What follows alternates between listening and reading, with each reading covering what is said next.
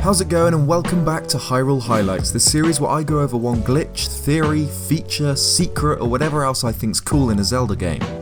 In the past I've gone over secret ways to beat Zelda bosses, a weird glitched ice cream cone in Breath of the Wild, secret fairies in Ocarina of Time, and more. Check the playlist in the top right if you want to catch up on the series, or subscribe to never miss a video.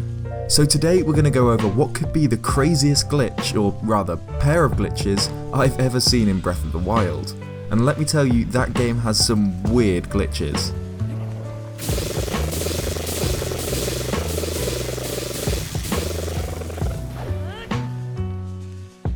Okay, there are some pretty serious glitches in the game, but surely at the very least we can rely on walls and floors to work properly, right?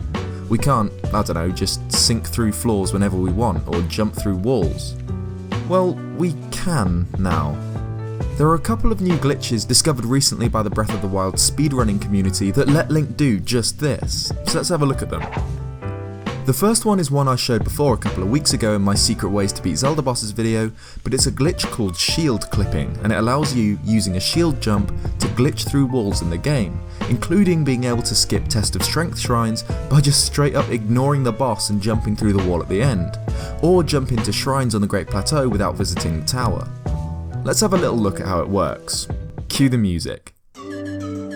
It works because if you shield jump and land on your shield on a slanted surface, the game remembers the angle at which you landed on the slope. You can then skew Link again in this direction by shield jumping and unequipping the shield mid-jump, which causes Link to skew back to the direction he was when he hit the slope for a couple of frames. Because of this skew, we can now simply shield jump into a wall, unequip the shield to skew Link slightly so he clips inside the wall and land on the other side.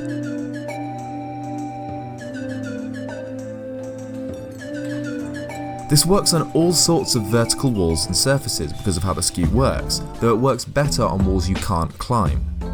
This technique was first discovered by a user called TKA Nico Nico, who discovered the glitch but had no idea how to recreate it. Then a speedrunner called Orchestra noticed the little skew. Philofaxi and Mr. Auden came up with different ways to achieve this skew, but it was Swiffy22 that finally recreated the shield clip. You can set it up easily with a ramp, or even by just dropping a bomb and shield jumping onto it. If you jump through walls in shrines too, there's often a load of really interesting stuff out of bounds, such as Shrine Omen Owl, which is actually just floating in a massive empty room. You can even swim around the side where the water is sort of hovering. And if this isn't enough for you, you could always jump outside of this huge room too and fall forever in the void if that's your thing. I don't know why you would though. But recently a new technique was discovered, and this one's weird. Like, the shield clipping one at least makes sense to me. Store the angle from the slope and then use this angle to clip Link slightly into a wall. But this new technique, man, it's just so weird. Okay, it's probably easier if you just watch me do it first, so here we go.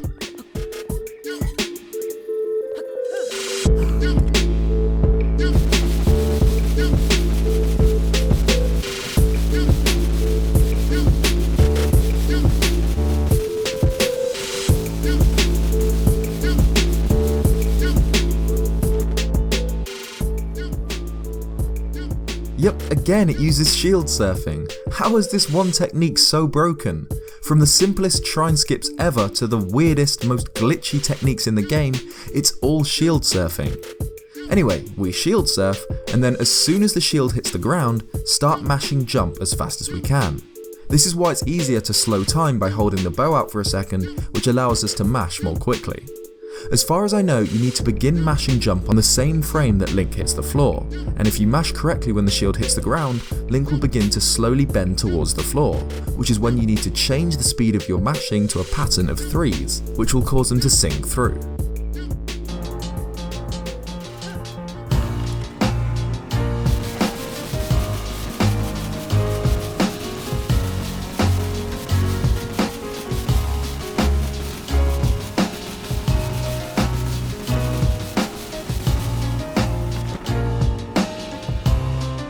It's still kind of unknown why this actually happens, since it was only discovered really recently. It's such a difficult technique to pull off, it took me ages to get the timing down for it, and I still can't get it consistently. But if you do, Link will slowly sink through the floor and into whatever's below, be it just another floor or the weird water world beneath Breath of the Wild's overworld. If you want more stuff about what's beneath Breath of the Wild, my friend She Says runs a series called Boundary Break where he shows this kind of stuff off. The technique is extremely stamina intensive, meaning you need full stamina and or some stamina boosting food for extra wheels to have enough time to fully clip through the floor. This was discovered originally by a Chinese player whose name I'm not going to mispronounce so it's on screen, but brought to my attention when tweeted out by the Breath of the Wild speedrunner Zant. I've left links in the description for everyone credited for all the discoveries in this video. Using this floor sync has, as you can imagine, loads of awesome applications, like have you ever wanted to just chill inside a resurrection tower? Easy, just sink through the floor at the top and you're in. I mean, it's pretty boring when you're inside, but it's a fun thing to do. So there you go, even solid walls and floors can't stop this hero, let alone Ganon. This really is crazy. Even if these don't have huge applications in speedrunning, it's insane that these techniques are possible with a simpler move as a shield jump. So did you know about these glitches in the game? Let me know in the comments. If you want more Zelda content, check out the Hyrule Highlights series card in the top right. Thanks for watching the video. If you liked it, leave a like or subscribe for more. Cheers guys, and I'll see you next time.